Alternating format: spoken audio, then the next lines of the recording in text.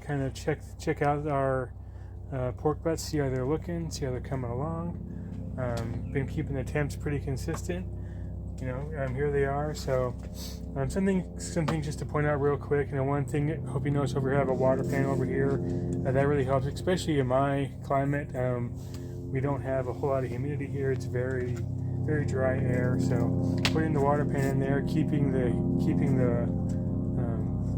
humidity inside the cooker is super critical to help to keep the meat moist, keeping the air from getting too drying out the meat too quickly, but also helping with the stall, helping it so it doesn't stall too quickly, and especially when we get into the actual stall, making it so that the stall is not going to sit in it for longer than it should be.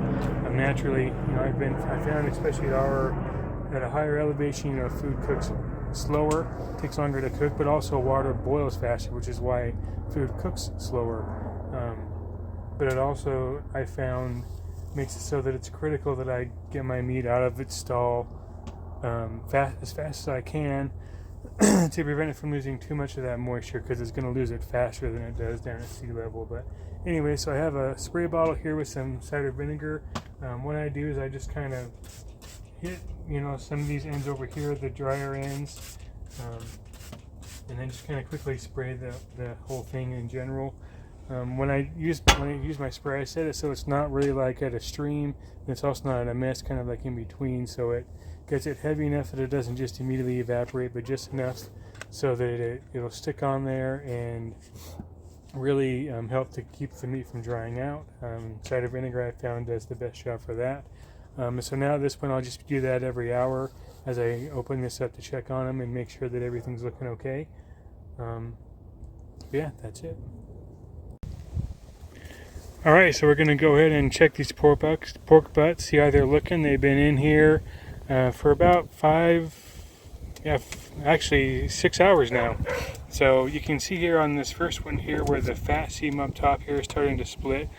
It's really what I'm watching for. That one's starting to, not quite as much yet, but once it starts to split right here and kind of bubble up, that tells me when it's time to start wrapping them. They're both temping at about 160 degrees right now.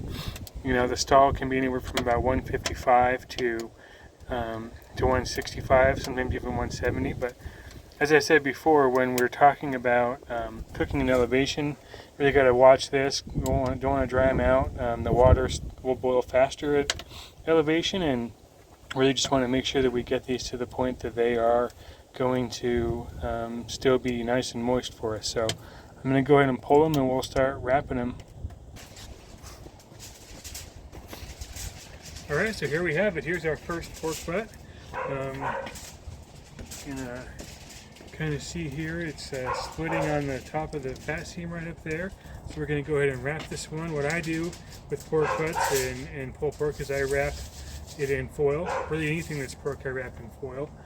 So what I do first is I go through and I spritz the entire foil surface on the inside to just help with the moisture of the meat, and then I go ahead and just quickly spritz the entire piece of meat. This is going to be the last time that we see this before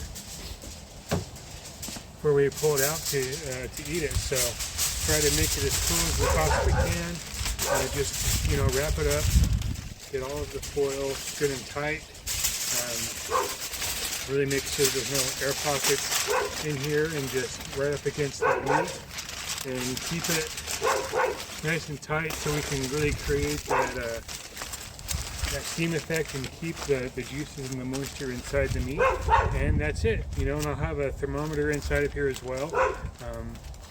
Something that I really want to talk about is just making sure on your meat that you don't over temp it. And look up for your elevation. Look up what temperature does water boil at for my elevation, right? For me, at around 4,400 feet, water boils at 204.5 degrees Fahrenheit. So for me, if I let my meat get past up to 204.5 degrees Fahrenheit, I'm boiling the water, I'm boiling the moisture that's in this meat, and it's going to start drying out, it's going to start evaporating. So I always make when I have that's the reason why I use my thermometers, is to make sure that I'm not going past that, I make sure that I remind myself to check this before I pull it off. Now I'm not going to use temperature to tell me when it's done. I'll use a different method to know when it's done, but I will use the temperature to tell me when to warn me before it's going to get to the point that it's going to dry out, because I don't ever want it to get to that point. So I'm going to go ahead and put this back on, and then I'll wrap the next one, and then we'll be back to show you how we check them for done.